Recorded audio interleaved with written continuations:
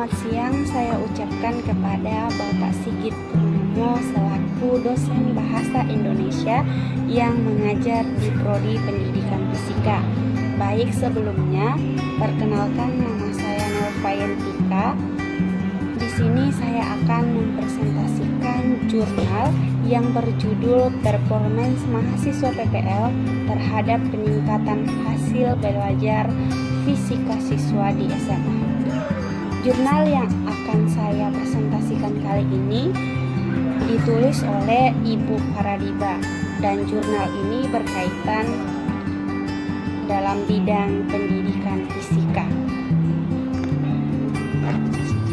Di sini saya akan membahas beberapa langkah untuk membuat jurnal yang baik dan benar. Namun sebelumnya di sini saya akan menyampaikan apa yang dimaksud dengan jurnal.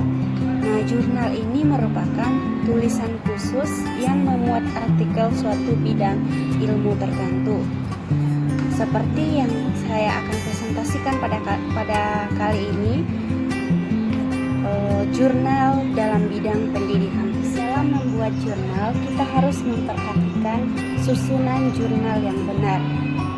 Saya akan menjelaskan beberapa susunan jurnal. Di sini ada 8 susunan jurnal. Yang pertama adalah judul, yang kedua abstrak, yang ketiga pendahuluan, yang keempat bahan dan metode, yang kelima hasil, yang keenam pembahasan, yang ketujuh kesimpulan, dan yang kedelapan adalah daftar pustaka. Terlebih dahulu saya akan membahas poin yang pertama, yaitu judul. Di setiap kita membuat jurnal, kita harus menentukan judul jurnal yang akan kita buat. Kemudian langkah yang kedua adalah abstrak.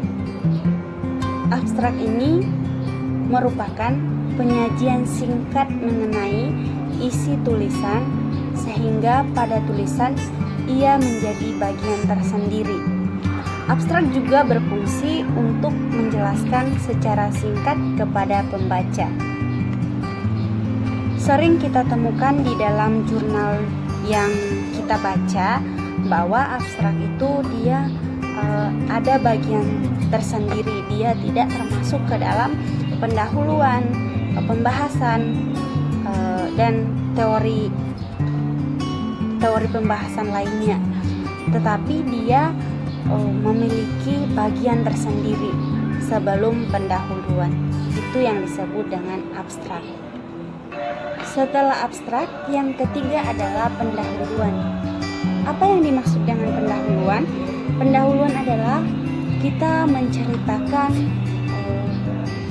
apa yang akan kita bahas di dalam jurnal ini, tetapi kita tidak menceritakan secara rinci atau secara keseluruhannya.